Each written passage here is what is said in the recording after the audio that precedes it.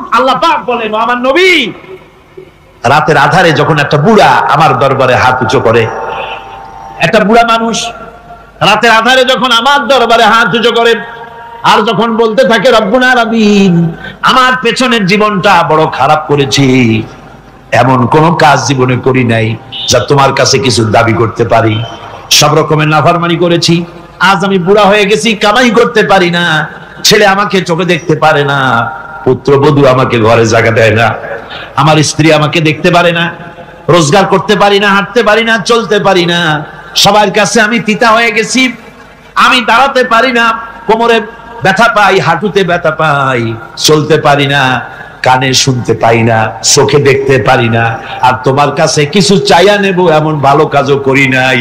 এইভাবে যখন বান্দা কাঁদতে থাকে আমার দরবারে, ও আমার হাবিব আমার রহমতের দরিয়ায় জোশ মেরে যায়, আমার শরম হয় এই বুড়াটারে কেমনে খালি হাতে ফিরাইয়া দেই। সুবহানাল্লাহ, সুবহানাল্লাহ। আমার আল্লাহর এত দয়া, আমার আল্লাহর এত মায়া, এত মহব্বত।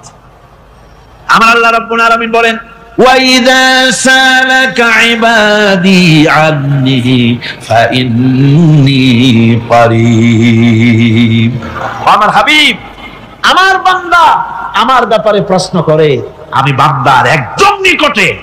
কোরআনে কারীমের মধ্যে আল্লাহ পাক বলেন, ওয়ায়াসআলুনাকা আনিল মাহিদ, মেয়েদের হায়েজ সম্পর্কে জিজ্ঞাসা করা হয়, কুল হিয়া আযা, হে নবী আপনি বলুন। এভাবে করে কুল দিয়ে জবাব দেওয়া হচ্ছে। আবার প্রশ্ন করা হচ্ছে, ওয়ায়াসআলুনাকা আনিল আনফাল, এই গনিমতের মাল সম্পর্কে হুজুর আপনাকে, হে নবী আপনাকে প্রশ্ন করা হয়। আল্লাহ কুল দিয়ে জবাব দিলেন, আল্লাহ বলেন আপনি বলেন। ওয়ায়াসআলুনাকা আনিল খামরি ওয়াল মাইসির, আল্লাহ পাক বলেন নবী আপনারে প্রশ্ন করা হয়, কুল ফীহিমা ইসমুন কাবীর, আল্লাহ কুল দিয়া বললেন তুমি বলো। আবার বলা হলো, ওয়ায়াসআলুনাকা আনিল আহিল্লা কুল হিয়া মাওয়াকিতু লিন্নাস, নবী আপনাকে প্রশ্ন করা হয় চাঁদের ক্রমবর্ধমান এবং ক্রমহ্রাস, এই যে বাড়ে আর কমে, পূর্ণিমা হয় অমাবস্যা হয়, কেন হয় আপনি বলুন। কুল, আপনি বলেন এটা আমি অক্ত এবং সময়, বছর আর দিন গণনা করার জন্য পৃথিবীবাসীদের জন্য বিনা পয়সায় একটা ক্যালেন্ডার বানাইয়া আকাশে ঝুলাই রেখেছি। এভাবে যত জায়গায় এসেছে আপনাকে প্রশ্ন করা হয়, তত জায়গায় আল্লাহ জবাব দিয়েছেন কুল, আপনি বলেন। গোটা কোরআন শরীফের ভিতরে এই একটি মাত্র জায়গা যেখানে বলা হয়েছে আপনাকে প্রশ্ন করা হয়, আল্লাহ এখানে বলতে পারতেন কুল, আপনি বলেন, আল্লাহ তোমাদের নিকটবর্তী, এভাবে জবাব হয় না। এটা কায়দাটা হলো এই, আল্লাহ বলতেছেন ওয়াইজা সালাকা ইবাদি, ও আমার নবী প্রশ্ন তো আমার বান্দারা আমার ব্যাপারে করেছে, এবার আপনার জবাবের কোনো দরকার নাই, প্রশ্ন আমার ব্যাপারে, আমি নিজে জবাব দিয়ে দেই, ফাইন্নী করিব। ও বান্দা আমার ব্যাপারে প্রশ্ন করেছিস, জবাব আমি দেই, আমি তোর সবচাইতে বেশি নিকটে। সুবহানাল্লাহ। আল্লাহ রাব্বুল আলামিন বলেন, অন্তরের অন্তঃস্থল থেকে একটি বার যদি বান্দা বলেন আল্লাহ, আল্লাহ বলেন 70 বার সাড়া দিয়া জিজ্ঞেস করি, বান্দা কি চাও, আমি তোমার কাছে আছি। সুবহানাল্লাহ, আমি তোর একদম কাছে, কি চাস বল, বল আমার কাছে। এমন দয়াবান, এমন মেহেরবান, এমন আল্লাহ আমাদের, সে আল্লাহ রাব্বুল আলামিন, তিনি বলছেন وقال ربكم ادعوني استجب لكم, তোমাদের রব বলেছেন আমারে ডাকো, আমি আল্লাহ ডাকের সাড়া দিয়া দেব। সুবহানাল্লাহ। কারে ডাকতে হবে, কারে ডাকতে হবে? এই বিশাল জনসমুদ্র একটুকে চিল্লা এখন কারে ডাকতে হবে?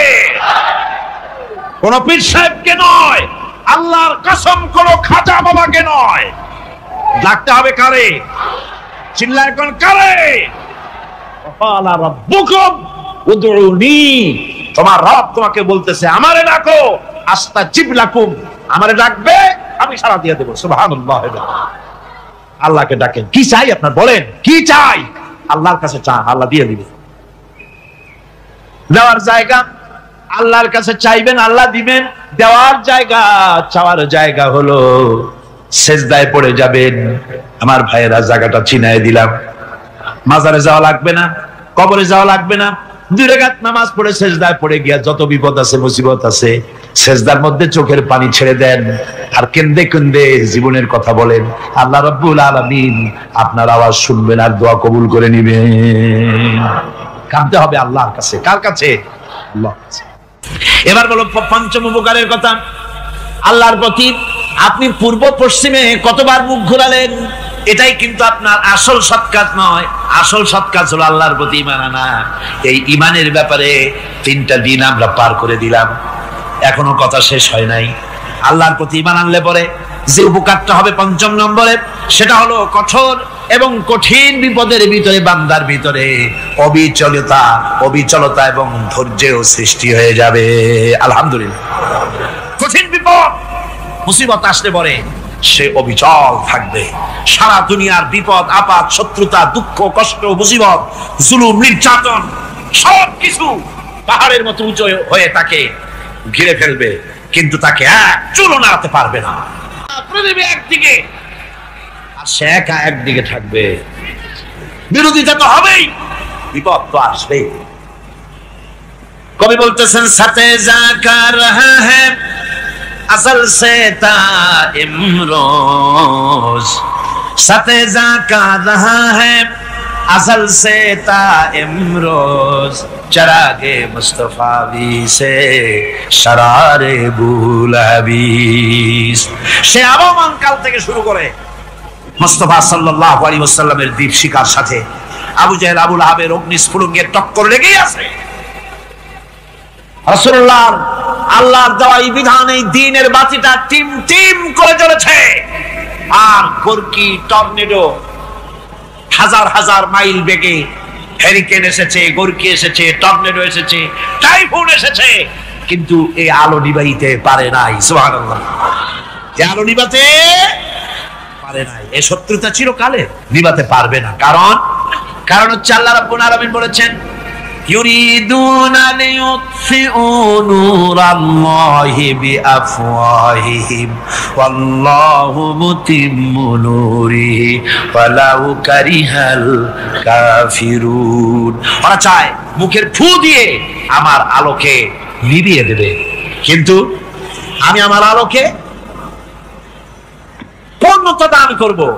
তাতে কাফের বেঈমানদের কলজায় যত জ্বালা যন্ত্রণা হোক, আমার দ্বীন কেউ মিটাই দিতে পারবে না।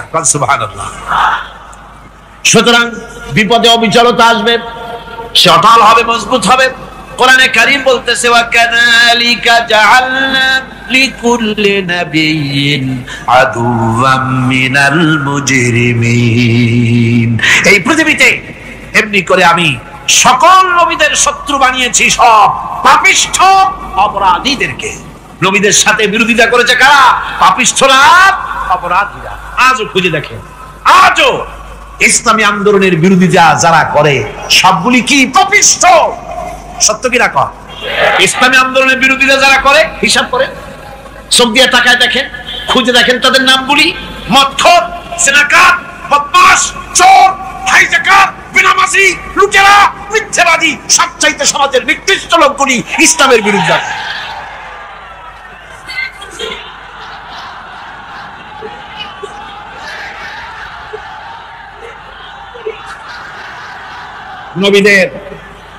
নবীদের শত্রু আল্লাহ বলেন, সব যুগে নবীদের সাথে শত্রুতা করেছে পাপিষ্ঠরা। আল্লাহর কথা। কার কথা? সকল যুগে নবীদের সাথে শত্রুতা করেছে পাপিষ্ঠরা, নিকৃষ্ট ধরনের অপরাধীরা। সুতরাং নবী রাসূলদের অবস্থা যখন এই, তখন দ্বীনের দাওয়াত যারাই দেবে তাদের কিসমত এরকম হবেই। এই বাধার মোকাবেলা তাদেরও করতে হবে। অপরাধ হচ্ছে ইমানদার লোকদের উপরে নির্যাতন চালিয়েছে, অন্য কোনো কারণে নয়। কারণ একটাই, তারা আল্লাহর জমিনে আল্লাহর দ্বীন প্রতিষ্ঠা করতে চেয়েছে, আর কোনো অপরাধ না।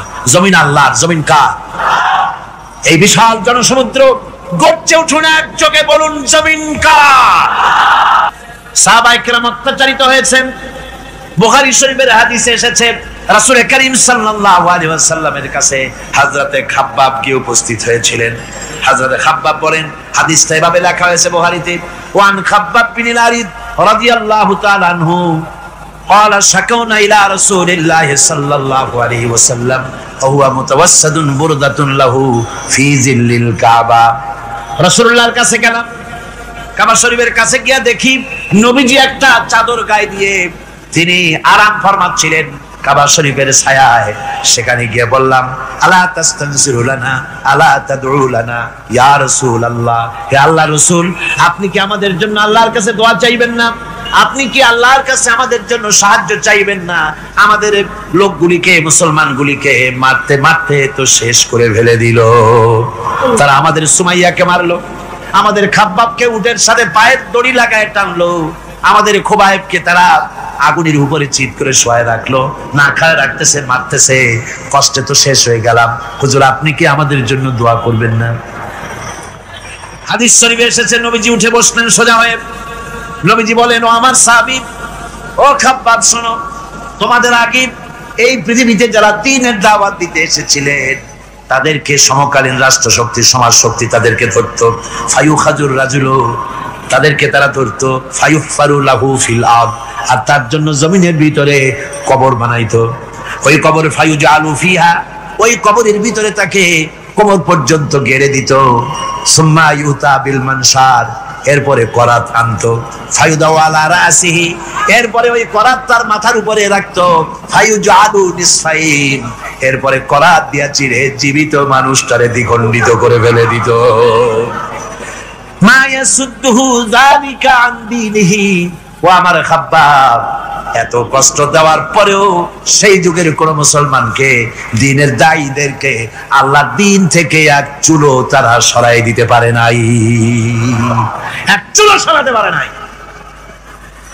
ওয়াল্লাহি, ও খাব্বাব, আমি আমার আল্লাহর নামে কসম করে বলছি, লা ইউতাম্মান্নাল্লাহু হাযাল আমরা হাত্তা ইয়াসিরা আর-রাকিবু মিন সানা ইলা হাযরামাউত। আমি কসম করে বলি, আল্লাহ রাব্বুল আলামিনের এই সানা থেকে হাযরামাউত পর্যন্ত লোকেরা যাতায়াত করবে, সুন্দরী রমণীরা গমন করবে, সদাগরেরা যাতায়াত করবে, টাকা নিয়া পয়সা নিয়া যাতায়াত করবে। তাদের মনের মধ্যে লুটের ভয়, টাকার ভয়, চুরির ভয়, ডাকাতির ভয়, জেনার ভয়, হত্যার ভয়, ধর্ষণের ভয়, কোন ভয় থাকবে না। লা ইয়াখাফু ইল্লাল্লাহ, আল্লাহ ছাড়া কোনো ভয় থাকবে না। এমন একটা সমাজ, এমন একটা সময় আসবে। ওয়ালাকিন্নাকুম তাস্তাজিলুন, অথচ খুব তাড়াহুড়ো তোমরা করতেছো।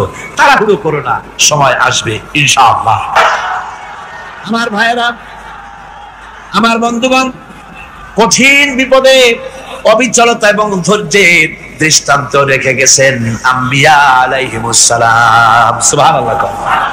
কঠিন বিপদে অবিচলতা, দৃঢ়তা, ধৈর্য কারে বলে, তার দৃষ্টান্ত কারা রেখেছেন? আম্বিয়া আলাইহিমুস সালাম। ওনারাই আমাদের আদর্শ, নবীরাই আদর্শ। সাহাবায়ে কেরাম রিদওয়ানুল্লাহ তাআলা আলাইহিম আজমাইন আমাদের আদর্শ।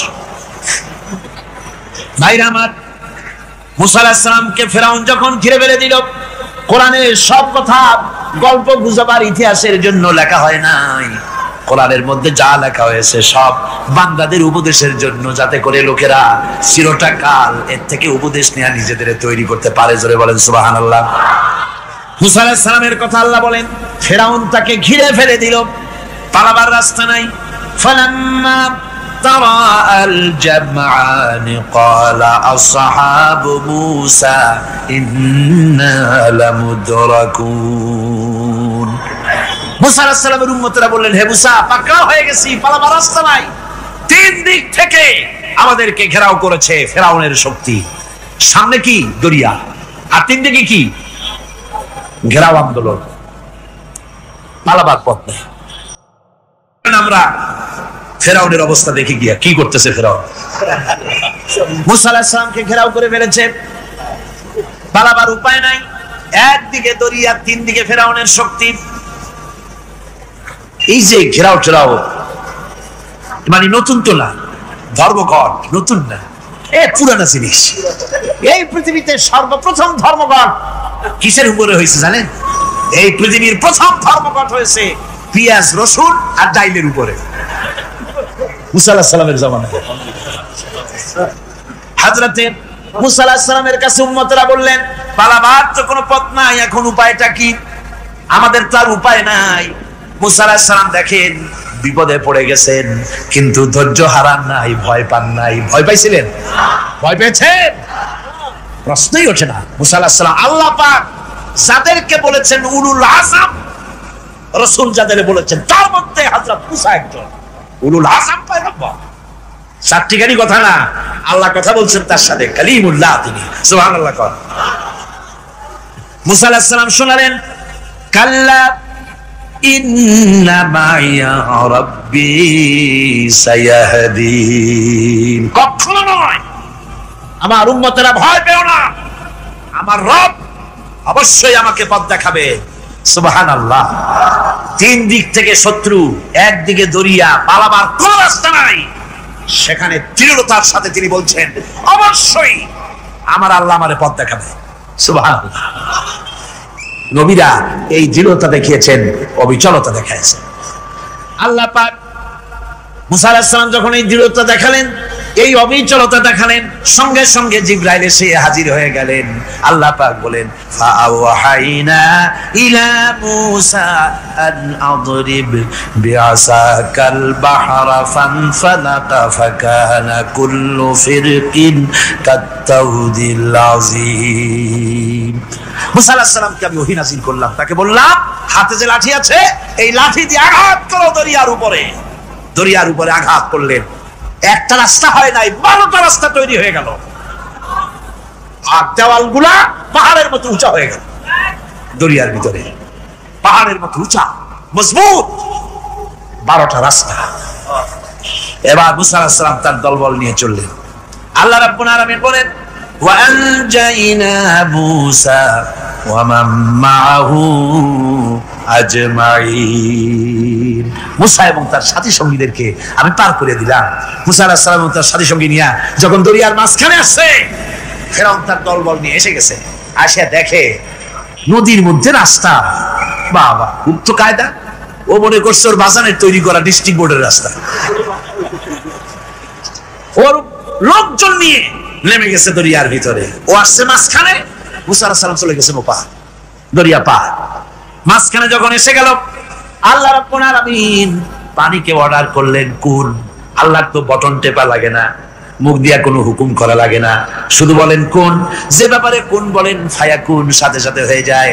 আল্লাহ বললেন কুন, আর অমনি রাস্তা বন্ধ হয়ে গেল। এবার তুফান শুরু হয়েছে নদীতে, ঢেউয়ের উপরে ঢেউ, মওজুন কাল জিবাল, পাহাড়ের মতো উঁচু হয়ে হয়ে ঢেউ আসতেছে। দলবল ঘোড়া আর অস্ত্রপাতি যা ছিল সব মরিয়া শেষ। এবার ফেরাউন একা উপরে ওঠে আর নিচে নামে, পানি খেতে খেতে পেটের কাম সারা। জনমের খাওয়া খাইছে পানি, এখন জান যা, বাঁচবার আর উপায় নাই, বাঁচবার আর উপায় নাই।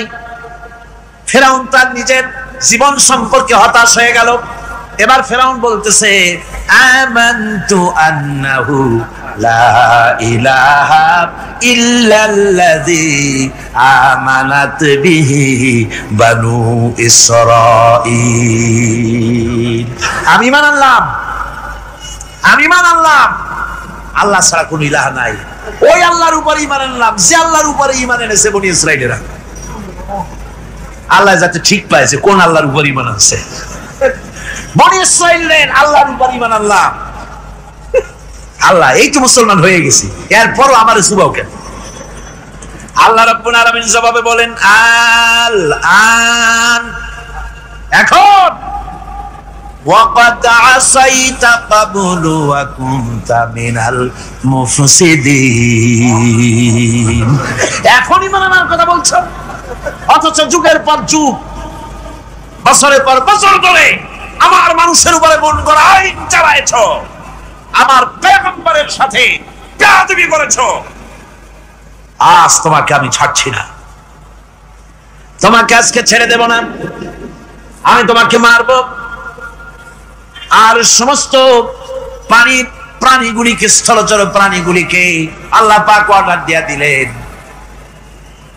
এই ফেরাউনের লাশকে ডুবাবি না, পচাবি না, খাবি না। আলিয়াউমা নুনাজ্জিকা বিবাদানিক, আমি তোমার শরীরে বাঁচায় দেব। পোকে খাবে না, পানিতে পচবে না, মাছে খাবে না, কুমিরে খাবে না, দুনিয়ার কোনো পশুতে খাবে না। আমি তোরে শুটকি বানাইয়া রাখবো, যাতে করে দুনিয়ার সমস্ত ফেরাউন যত যুগে যুগে আসে তোরে দেখে যেন হেদায়েত নিতে পারে।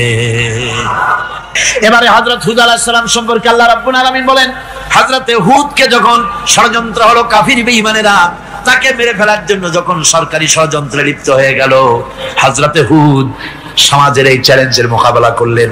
হযরত হুদ বলেন, ফাকিদুনি জামিআন সুম্মা লা তুনজিরুন ইন্নী তাওয়াক্কালতু আলাল্লাহি রাব্বি ওয়া রাব্বিকুম।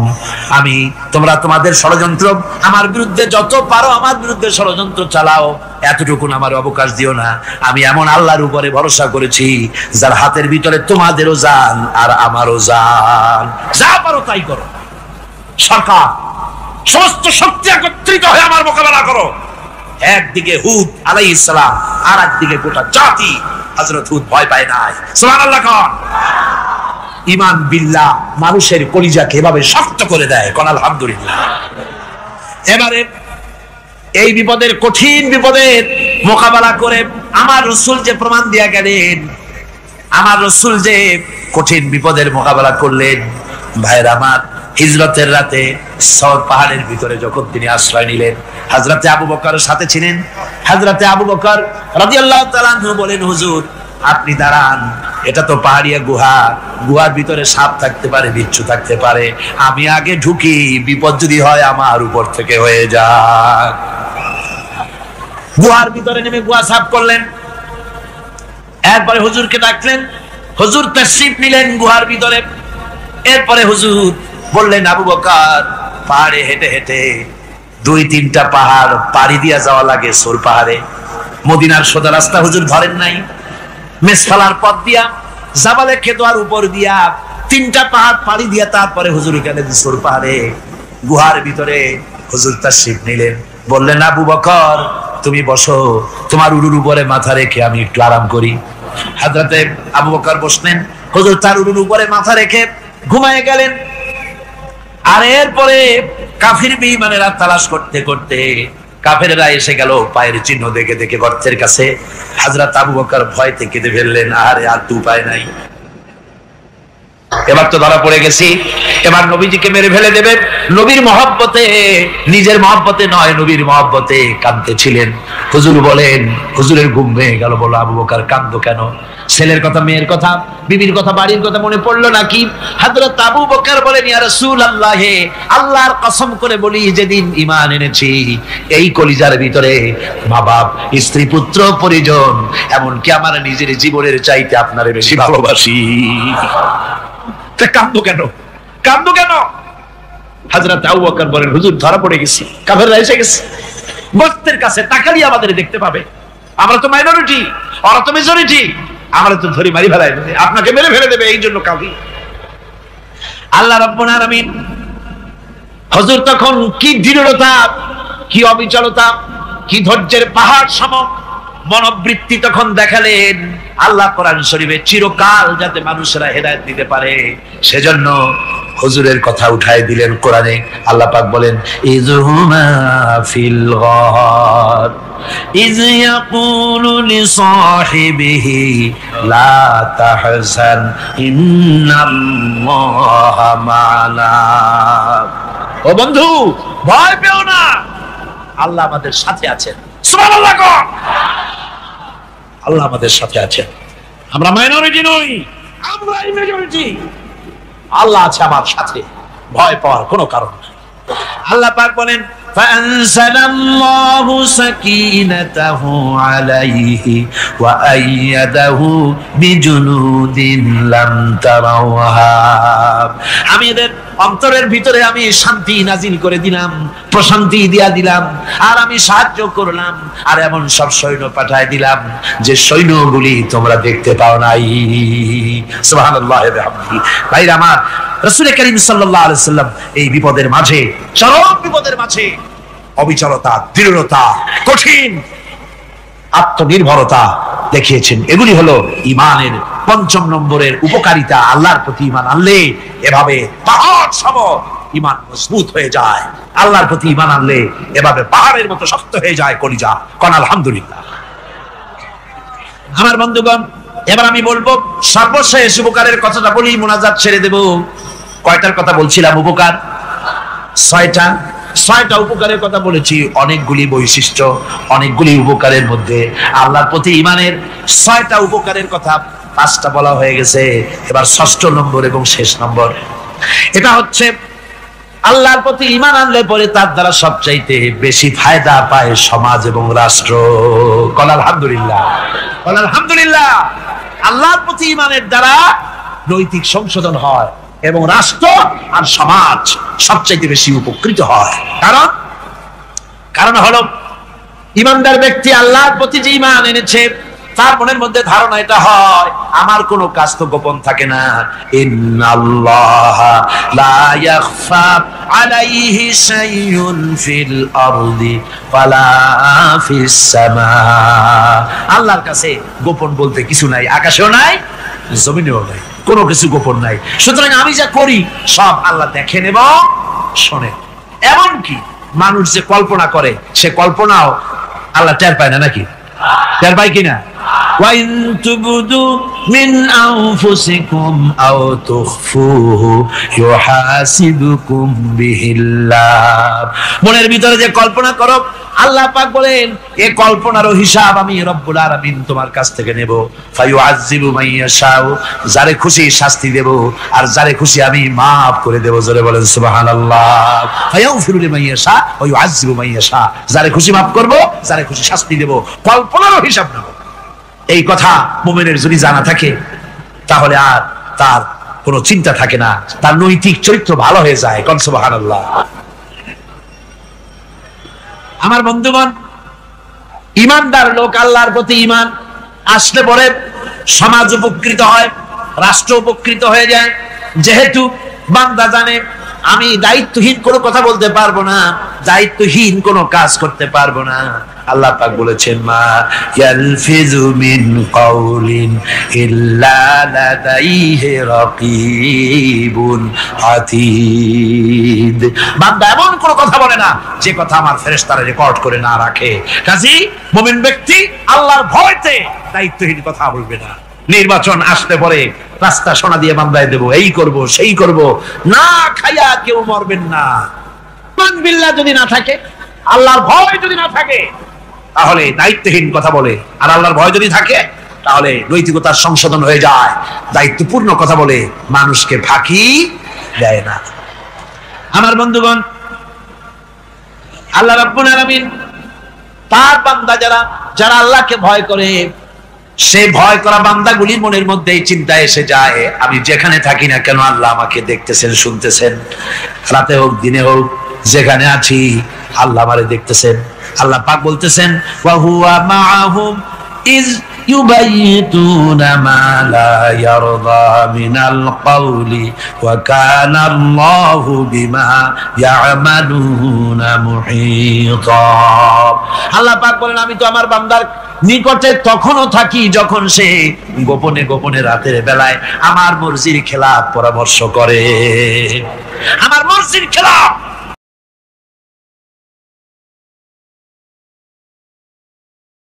বন্ধুগণ, এই জন্য গভীর রাত্রে যারা ইমানদার ব্যক্তি তাদের জন্য গভীর রাত্রে জাগার একটা ব্যবস্থা আল্লাহ পাক বলেছেন। ইমানদার ব্যক্তিদের জন্য এটা হলো ২ নম্বরের বৈশিষ্ট্য। ওয়াল্লাযীনা ইয়াকুলুনা রাব্বানা সরিফ আন্না আযাব জাহান্নাম ইন্না আযাবাহা কানা গরামা। রহমানের বান্দার, খাঁটি বান্দার ৩ নম্বরের বৈশিষ্ট্য হচ্ছে তারা আল্লাহ রব্বুল আলামিনের দরবারে হাত তুলে ফরিয়াদ জানায়, আল্লাহর কাছে মোনাজাত করে।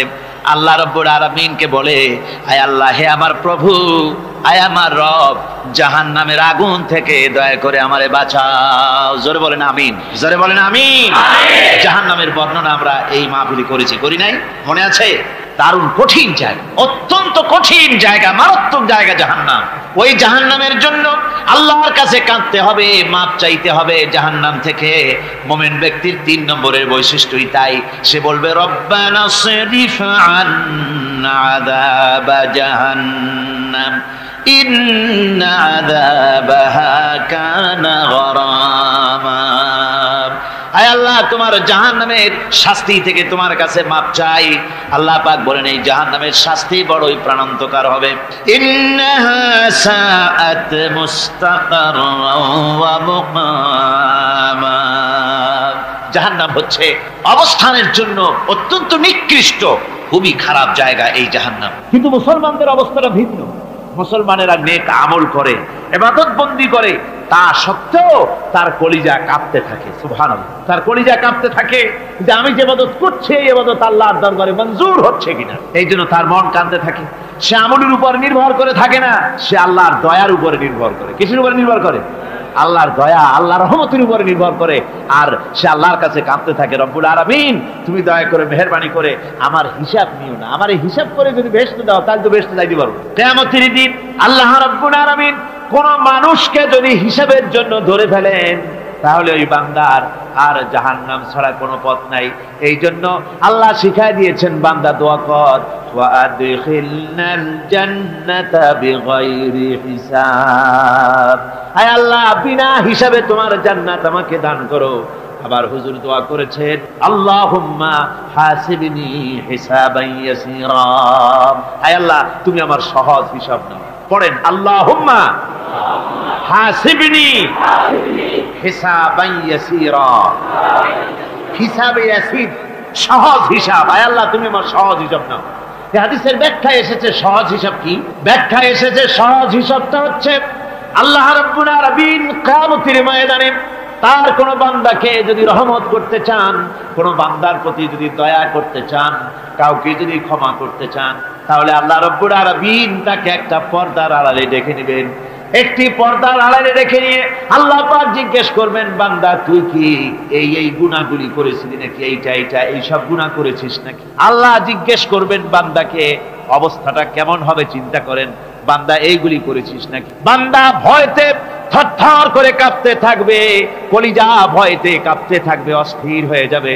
সে স্বীকার করবে, রব্বুল আলামিন তুমি যা বলেছো আমি সব অন্যায় আমার দ্বারা হয়েছে, আমি বুঝতে পারি নাই, আমাকে মাফ করে দাও। রব্বুল আলামিন বান্দাকে বলবেন, যা বান্দা, আমি তোকে মাফ করে দিলাম, আমার জান্নাতে চলে যা। সুবহানাল্লাহ, সুবহানাল্লাহ। সুতরাং জাহান্নামের শাস্তি থেকে সব সময়ের জন্য আল্লাহর কাছে মাফ চাইতে হবে। ওয়াল্লাযীনা ইযা আনফাকু লাম ইউসরিফু ওয়া লাম ইয়াকতুরু ওয়া কানা বাইনা যালিকা কাওয়ামা। রহমানের প্রকৃত খাঁটি বান্দা তারা, যারা নাকি যখন খরচ করে খরচের সময় বেহুদা খরচ করে না, আবার খরচের ভিতরে কার্পণ্যতাও তারা করে না। ওয়া কানা বাইনা যালিকা কাওয়ামা, এই দুইয়ের মাঝে তারা ভারসাম্য রক্ষা করে, মধ্যম নীতি অবলম্বন করে চলে। তার মানে হলো পয়সা আছে বলি এই পয়সা দিয়ে তারা মদ খায় না, জুয়া খেলে না, মিনা বাজার ইত্যাদি শয়তানি বদমাশি সিনেমা হল ইত্যাদি বানায়া পাপের বোঝা বাড়ায় না। তারা অতিরিক্ত কোনো খরচ করেন, আবার অর্থ পূজারী ব্যক্তির মতো কার্পণ্যতাও তারা করে না। দুইয়ের মাঝে তারা ভারসাম্য রক্ষা করে। আমার বন্ধুগণ, আপনি কোরবানি করবেন, কোরবানি আপনার 10,000 টাকায় হয়ে যেতে পারে, 15,000 টাকায় হয়ে যেতে পারে। বাকি টাকাগুলি আল্লাহর রাস্তায় খয়রাত করে দেন। কত গরিব আত্মীয় আছে তাদের দিয়ে দেন। 50,000 টাকা দিয়ে বিরাট বাজারের সেরা গরু খরিদ করে কোরবানি দিচ্ছেন। অর্থটা কি? মানুষকে দেখাচ্ছেন আল্লাহর দরবারের গোশত যাবে না, চামড়া যাবে না, রক্ত যাবে না, যাবে আপনার নিয়ত। কি যাবে? নিয়ত। সুতরাং আল্লাহর রাস্তায় যখন খরচ করবেন, সেই খরচ করার ব্যাপারে তখনও নিয়তটা দেখতে হবে। হালাল পথে খরচ করতে গেলেও নিয়তটা দেখতে হবে, এবং তখনও বেহুদা খরচ করা যাবে না। বিবাহে যেভাবে খরচ আজকাল করে মানুষেরা, হুজুর সাল্লাল্লাহু আলাইহি ওয়াসাল্লাম বলেছেন যে বিবাহে যত খরচ কম সেই বিবাহ তত বরকতপূর্ণ। আর আমরা মনে করি বিবাহে যত বেশি খরচ বাড়ানো যায় ততই এটা বেশি শানদার হবে। উল্টা চিন্তা করি। আল্লাহ রাব্বুল আলামিন এর পরে বলছেন, ওয়াল্লাযীনা লা ইয়াদউনা মা'আল্লাহি ইলাহান আখারা ওয়া লা ইয়াকতুলুনান নাফসাল্লাতী হারামাল্লাহু ইল্লা বিল হাক্কি ওয়া লা يثنون ومن يفعل ذلك يلقى أثاما। আর রহমানের খাঁটি বান্দা যারা, তাদের পঞ্চম নম্বরের বৈশিষ্ট্য হচ্ছে যে তারা আল্লাহর সাথে, আল্লাহকে বাদ দিয়ে অন্য কাউকে ইলাহা বলে, মাবুদ বলে ডাকে না। এ ব্যাপারেও ব্যাখ্যা আমরা এই মাহফিলে দিয়েছি, মনে আছেন আপনাদের? আল্লাহ ছাড়া অন্য কাউকে ইলাহা বলে ডাকা যাবে না। ওয়ালা ইয়াকতুলুনা আন-নাফসাল্লাতী হারামাল্লাহু ইল্লা বিল হক। আর আল্লাহ যে সমস্ত প্রাণকে, আর ওই লোকেরা যারা নাকি আল্লাহ ছাড়া, ইমান রহমানের বান্দা যারা, তারা একদিকে তো আল্লাহ ছাড়া অন্য কাউকে ডাকে না, মাবুদ বলে স্বীকার করে না, অন্যদিকে আল্লাহর হারাম করা প্রাণগুলিকে তারা ধ্বংস করে না। অর্থাৎ আল্লাহ যাদেরকে হত্যা করতে নিষেধ করেছেন, প্রাণীদেরকে হত্যা করতে, মানুষ হত্যা করতে নিষেধ করেছেন, আল্লাহর নিষেধ, আল্লাহ যেগুলি জায়েজ করেছেন সেগুলি বাদ দিয়ে হত্যা করা, এগুলি তারা করে না। ওয়ালা ইয়াজনুন, আর তারা জেনা ব্যভিচারেও লিপ্ত হয় না। এটা হচ্ছে যে এই সমস্ত লোকগুলি তারা গুনাহ থেকে মুক্ত থাকতে চেষ্টা করে, তারা আল্লাহ ছাড়া আর কাউকে রব বলে ডাকে না, ইলাহ বলে ডাকে না, মাবুদ বলে ডাকে না। হযরত ইবনে মাসউদ রাদিয়াল্লাহু তাআলা আনহু বলেছেন, তিনি রাসূল পাক সাল্লাল্লাহু আলাইহি ওয়াসাল্লামের কাছে জিজ্ঞেস করেছিলেন, হে রাসূল, সবচাইতে বড় গুনাহ কি? হুজুর বলেছেন সবচাইতে বড় গুনাহ তিনটা। সবচেয়ে বড় গুনাহটা কয়টা? রাসূল পাক সাল্লাল্লাহু আলাইহি ওয়াসাল্লাম বলেছেন সবচাইতে বড় গুনাহ হচ্ছে তিনটি। একটি হচ্ছে, তুমি যদি কাউকে আল্লাহর সমতুল্য প্রতিদ্বন্দ্বী বানিয়ে যদি তার কাছে কিছু চাও, তাহলে এটা সবচেয়ে বড় গুনাহ। সন্তান দিতে পারেন আল্লাহ, তোমাকে রোগমুক্ত করতে পারেন আল্লাহ, আল্লাহ যা করতে পারেন এই সব বিষয়গুলি যদি মানুষের কাছে চাও, তাহলে তুমি আল্লাহর জায়গায় তাকে বসালে, এটা সবচেয়ে বড় গুনাহ। আর 2 নম্বরের গুনাহ হচ্ছে, নিজের সন্তান তোমার খাবার খাবে, তোমার খাবারে সন্তান ভাগ বসাবে, এই ভয়তে সন্তানকে হত্যা করা, এটাও বিরাট পাপ। আর 3 নম্বরে হচ্ছে প্রতিবেশীর স্ত্রীর সঙ্গে জেনা করা, এটা হলো আরেকটি। মোট 3টি গুনাহ বলেছেন রাসূলুল্লাহ, সবচাইতে মারাত্মক গুনাহ। তার মধ্যে এই গুনাহগুলি তো আমাদের সমাজে চালু আছে। একদিকে সমাজের ভেতরে রয়েছে আল্লাহ ছাড়া মানুষের কাছে, মাজারের কাছে গিয়া, কবরের কাছে গিয়া, কবরওয়ালার কাছে চাওয়ার এই রেওয়াজ চালু আছে। এই রেওয়াজ কি চট্টগ্রামে কমেছে না বেড়েছে? কমেছে। জোরে কোন আলহামদুলিল্লাহ। কমে গিয়েছে, আগের তুলনায় বহুত কমেছে।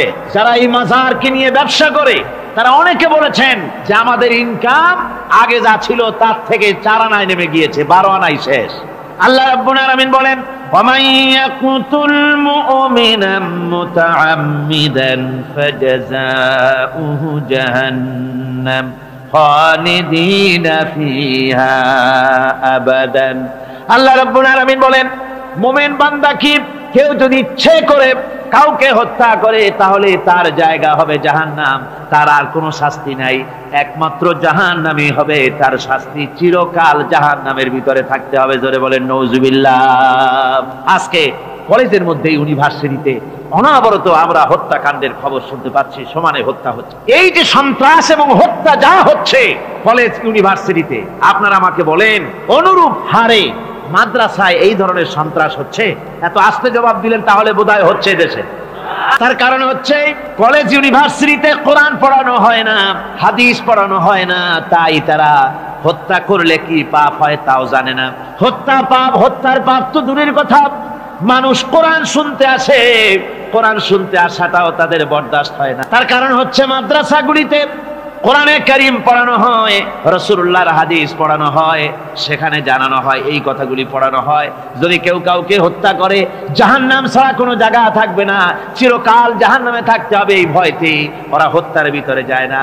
এই জীবন জীবন নয়, পরকাল আছে, কিয়ামতের দিন আল্লাহর দরবারে দাঁড়ায়া জীবনের সবকিছুর হিসাব দিতে হবে। এই জন্য তারা এসব জানে বলে, এসব তাদের রক্তে মাংসের ভিতরে ঢুকানো আছে বলে তারা চুরি ডাকাতি জিনা ব্যভিচার হত্যার দিকে তত যায় না যত এরা যায়, ঠিক কিনা বলে? কলেজ ইউনিভার্সিটিতে আজকে কোরআন শরীফ পড়ানো হয় না। মাদ্রাসা এবং মসজিদে, মাদ্রাসাগুলিতে যে কারণে সন্ত্রাস হয় না, ওই কারণটা যদি কলেজ ইউনিভার্সিটিতে ঢুকানো যায়, তাহলে সন্ত্রাস বন্ধ হতে পারে, ঠিক কিনা কর? যদি ওই কলেজ ইউনিভার্সিটির ছাত্রগুলিকে কোরআন শরীফ পড়ানো হতো, কোরআনের তাফসীর পড়ানো হতো, কলেজ ইউনিভার্সিটিতে হাদিস শরীফ যদি পড়ানো হতো, ইসলামের অর্থনীতি সমাজনীতি যদি পড়ানো হতো, তাহলে কলেজ আর ইউনিভার্সিটি গোটা জাতিকে মাস্তান আর গুন্ডা উপহার দিত না, খালিদ বিন ওলীদের মতো মুজাহিদ উপহার দিত। জোরে বলেন সুবহানাল্লাহ। আজকে গোটা জাতির চিন্তা চেতনা ধারণার বহির্ভূত সেখান থেকে সন্তান আমরা পাচ্ছি। আজকে সেখানে ছেলে পাঠাচ্ছে বাপ, ছেলে পাঠাচ্ছে, ছেলে লেখাপড়া করে সেখান থেকে ভালোভাবে পাস করে আসবে, চাকরি বাকরি করবে, মা বাপের সুখের কারণ হবে। কিন্তু দেখা যায় কিছুদিন পর সেখান থেকে চলে আসে সন্তান লাশ হয়ে বাপের ঘরে ফিরে এলো।